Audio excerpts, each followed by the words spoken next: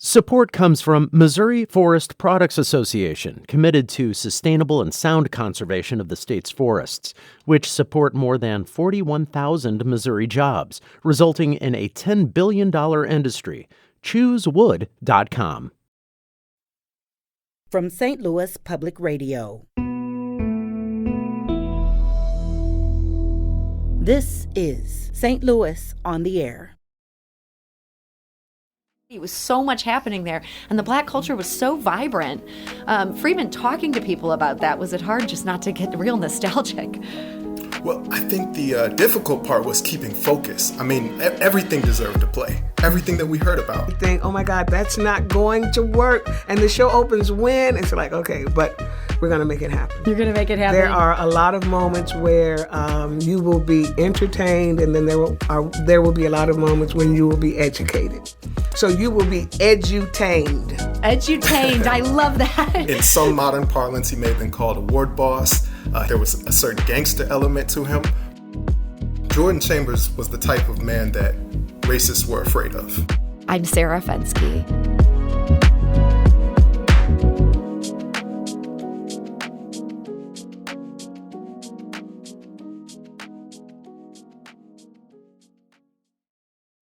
A new play debuting at the Grandel next weekend takes audience members back in time to a largely forgotten piece of St. Louis history. Take the A Train was on the radio, and the most happening night spot in town was Club Riviera. You must take the A Train. Club Riviera hosted popular performers like Duke Ellington and Ella Fitzgerald.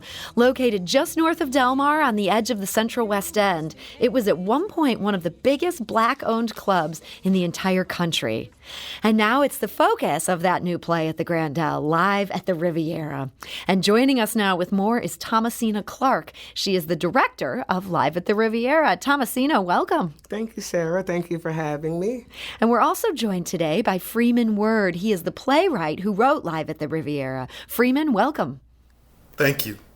So, Thomasina, take us back to the 1940s. What did Club Riviera look like? Oh, my goodness. When you opened the doors at 4460 Del Mar, there were stairs that were leading to the second floor. And once you got to that second floor, there was a lobby area. And when you opened those doors, you entered into a room about the size of a basketball court, perhaps. Big room. Huge room with a large dance floor in the middle and seating around the side. And there was a balcony that wrapped around from the bandstand, from the left side of the bandstand all the way around to the right. The place probably held about 400 comfortably. Wow. And could probably maybe get another 100 in somewhere, so yeah. And who were some of the big names who played on that bandstand? Ella Fitzgerald, Duke Ellington, Count Basie, Satchmo, Nat King Cole, Josephine Baker, Sarah Vaughan. The list goes on and on. Frank Sinatra, Ava Gardner. These were like the biggest names in that time. Yes. And these were a lot of great Black artists, but Frank Sinatra was there. This wasn't entirely Black artists. It was not entirely Black artists. It was up-and-coming artists. And probably around that time was when Frank was up-and-coming and touring around and making his presence known. So just hearing about this, I want to be there. I want to be having my drink, listening to these great artists play. What got you interested in putting together a play about this club? Well, it's a Call to Conscious theater company that has put this together. And they sent out a request for plays, which is where Freeman comes in. And I've been working with the company for quite a while, and they've asked me to direct, so that's why I'm here. That's what you got pulled in. So Freeman, they had put out a call. They're looking for plays. How did you come into this story? I saw the commission call in my email. I respect Call to Conscience greatly and some of the other works that they've done. And so seeing that and knowing the company with my familiarity and the interest level I had in the story, I applied, and they selected me to write the play. And Freeman, had you been aware of Club Riviera before all this? Only in myth. So this is something that people talk about this. There's sort of word of mouth type memories about this, even if it hasn't gotten the scholarly treatment. Absolutely. Every single elder that we've spoken about the Club Riviera, who lived in the neighborhood or in the region, spoke about being a child and peering through the windows and the majesty that was associated with this place. As Thomasina Clarke mentioned, there's a whole bunch of names that have graced the stage, but it was really the aspiration of so many young musicians to one day play at the Riviera. So this was a legendary club. And you know what? We want to hear from you. Do you remember the Club Riviera? Have you heard stories from your parents, from your grandparents? Did you maybe even have your nose pressed up against the glass when you were a little kid? If so, this would be a great call to hear Yes, from. it would. 314-382-8255. That's 382-TALK. You can also send us a tweet at STL on air. Now, Thomasina, when you guys were going into the research for this, you couldn't just do an open call over the radio. How did you even begin trying to gather these stories? It's, as you said, research. A lot of us have parents or grandparents that, went into the Riviera. I am fortunate enough to have a sister who has a picture of the interior. Wow. Yes. And then I recently met a woman who has 6 16-millimeter reels of footage that she has no clue what's on it, and I'm chomping at the bits just to, have an opportunity to see what that is. But people, once you mention it, people over a certain age have stories. I would say over the age of 70. And real quick, a friend of mine said he remembers taking his sister's mascara pen and eyebrow pencil and penciling in a mustache. He was underage, but he wanted to go in, and he thought that would help him look older. So Did that work? he got in, and he said he just stayed behind some things so that he wouldn't be seen. That's Yeah, amazing. I discovered, yeah. And so you've been basically talking to people that you know, trying to say, what do you know? Who do you know who would know more? Freeman is probably the one who has done more talking to anyone. So, Freeman, I'm going to turn that one on over to you if you... Yeah, absolutely. I think my research began mostly at the feet of my elders, talking to some of the local musicians who have been doing things for a long time. Ended up speaking to Baba Thadi Kennedy, Baba Kujaliwa Kennedy, as well as others, Baba Hassan, some of these people who, once again, they may not have played at the Riviera just because of their ages, but they may remember the associated characters or the sites that came with the territory, as well as just the general vibe and atmosphere at the time. You're talking about a time in the 1950s and 1940s where the black world in St. Louis was very colorful. Yeah. It was colorful, and it almost in some ways felt like the center of the universe, the center of the country even. Like this was such a big city with so much happening there, and the black culture was so vibrant. Freeman, talking to people about that, was it hard just not to get real nostalgic? Well, I think the difficult part was keeping focus. I mean, everything deserved to play. Everything that we heard about. I talked to the historian Gwen Moore at the Missouri Historical Society, and so much of her research wasn't even about the club itself. It was about the political dealings that took place at the club or the political activities associated with Jordan Chambers. So we wanted to tell a story and not just give a collage of all this amazing activity that was going on at the time. So, Freeman, I'm glad you mentioned Jordan Chambers. I can't believe it has taken me this long to mention him because this guy was a huge deal, and this club, it sounds like, would not have existed without him. Can you tell us what you have learned about Jordan Chambers? He was a power broker.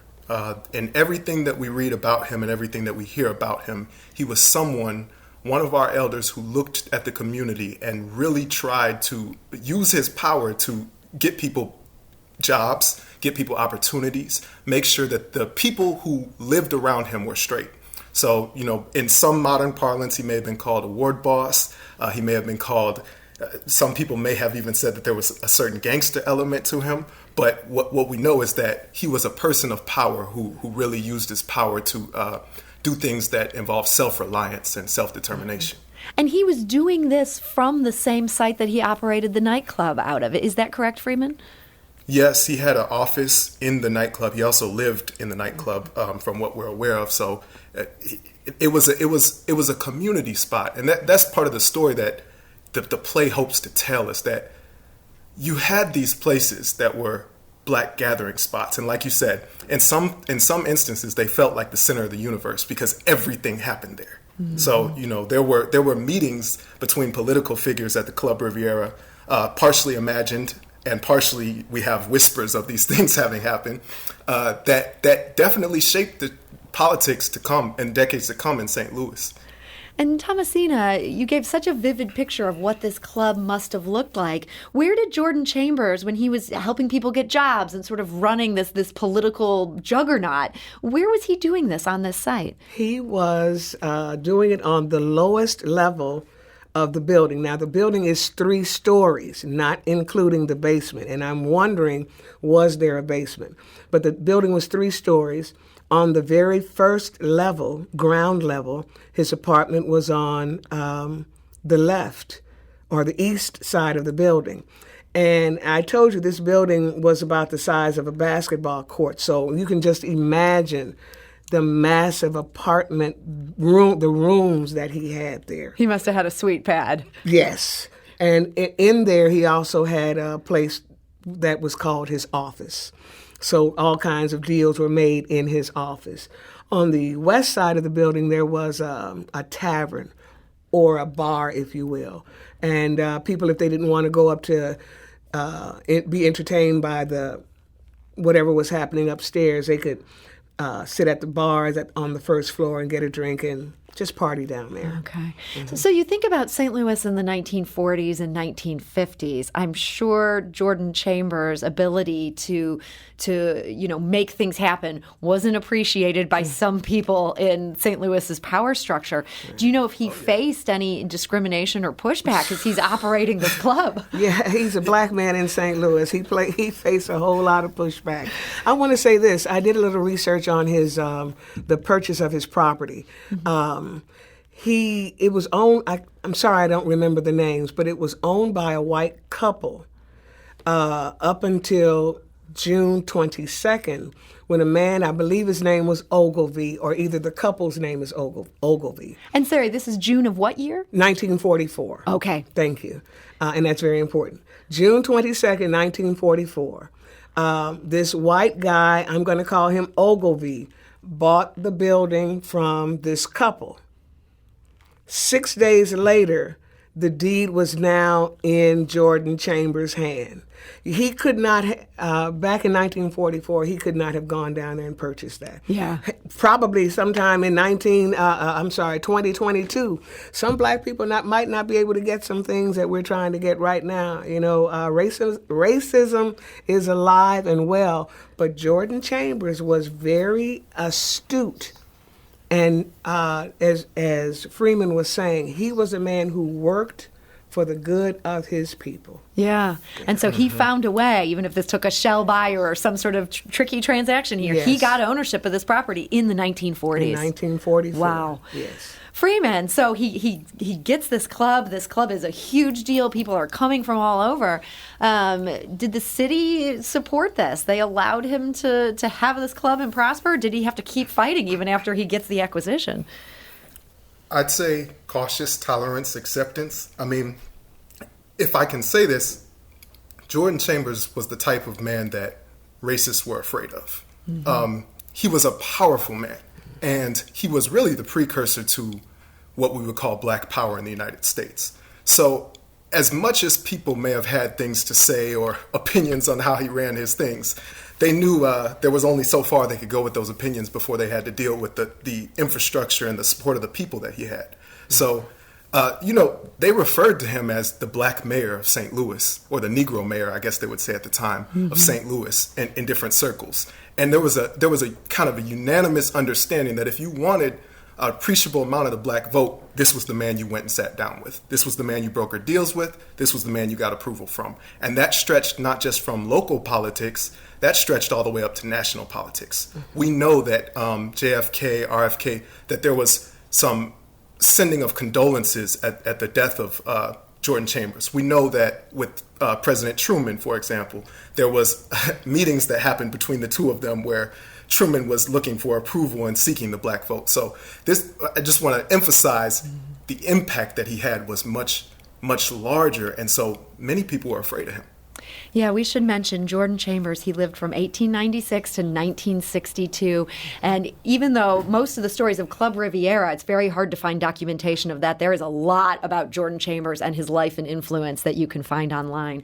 And now he's depicted in this new play, Live at the Riviera. We're joined today by the playwright, that's Freeman Word, and also the director, Thomasina Clarke. One other facet that I just wanted to mention here as we're thinking about Club Riviera, what that must have been like in its heyday. There was a white nightclub that was right down the street. And this white club had a name that, I don't know, I feel like this name kind of speaks volumes. Club Plantation. Yes. Yeah. Oh, yes. Thomasina, how were these two venues different? Oh, my gosh. Well, black people couldn't go in there. If you did, you were going through the back door. Mm-hmm. And that is the entertainment as well. Blacks probably could not go in and be entertained at this club. Yeah. Well, if I can, yes, please, just Freeman. add one thing there. I've seen some pictures of what their menus and some of their pamphlets and things look like. The and plantation. The Club Plantation. Mm-hmm. It's the stereotypical minstrel images, degrading images of black folks being used as the standard thing that people get when they walk through the door. Freeman, so they wanted... Oh, go ahead. Sorry, go ahead. I was going to say they wanted black performers, we know that, but they did not want black audience members. Right. Freeman, are you struck by that juxtaposition of this thriving black nightclub just so close to one that had just this archaic view and just a much different way of dealing with the complexity of the city? Unfortunately, it's relatable.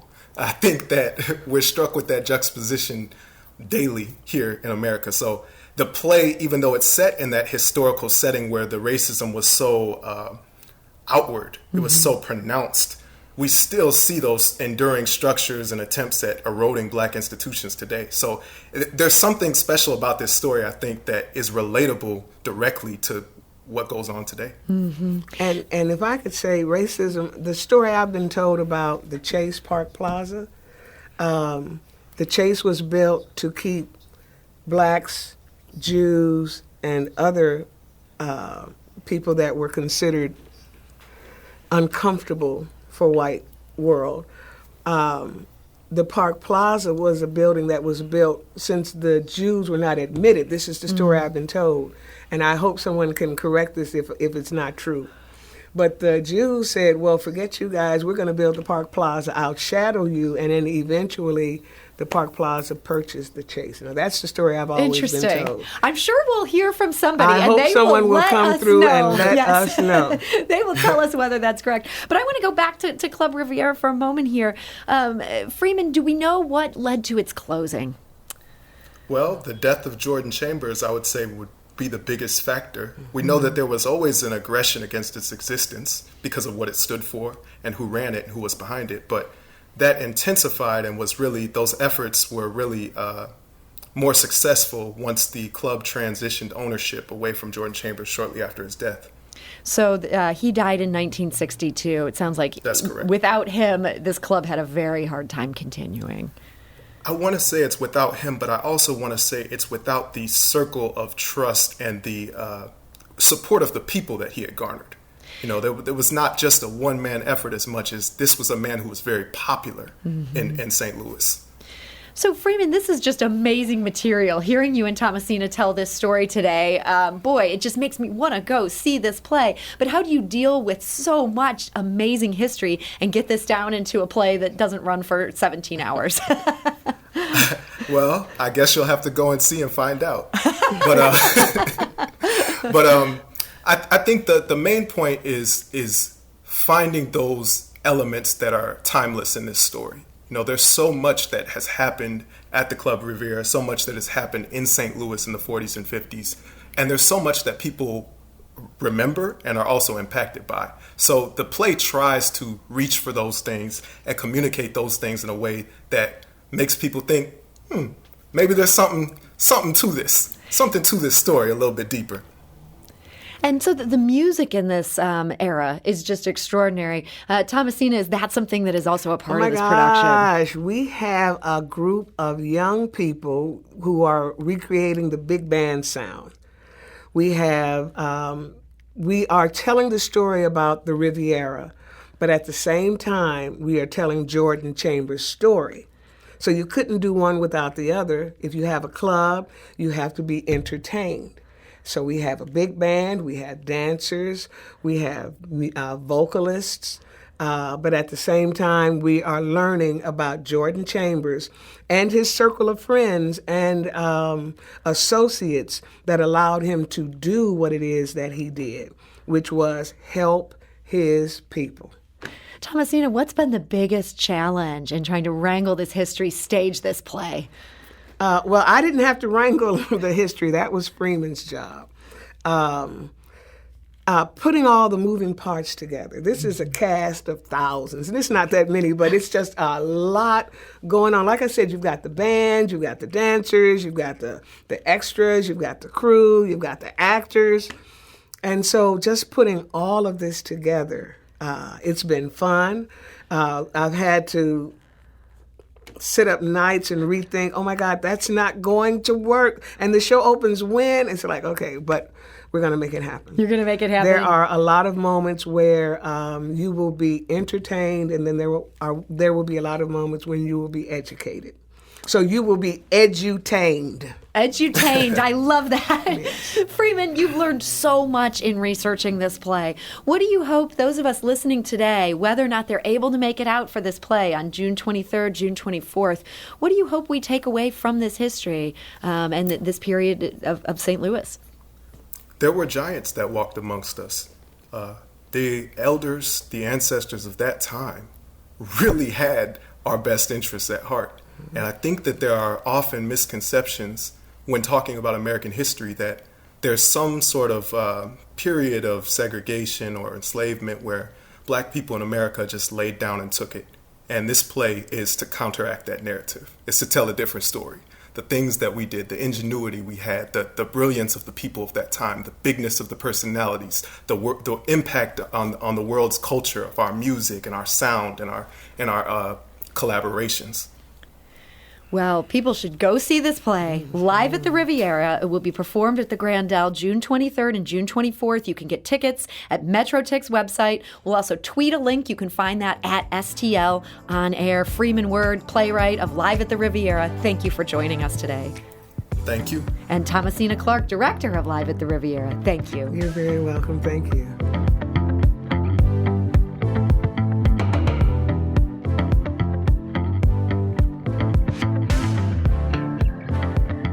This episode was produced by Kayla Drake with audio engineering by Aaron Dorr. Our production intern is Avery Rogers. This podcast was mixed and edited by Aaron. Our executive producer is Alex Hoyer. Our podcast proudly supports St. Louis artists by using music from Life Creative Group. St. Louis on the Air is a production of St. Louis Public Radio. Understanding starts here. Do you find yourself regularly listening to episodes of St. Louis on the Air?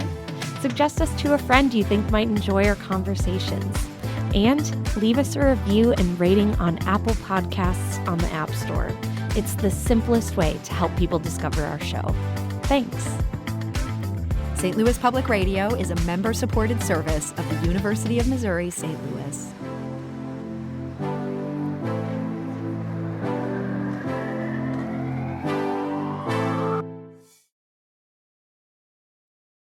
Support comes from the Missouri Forest Products Association.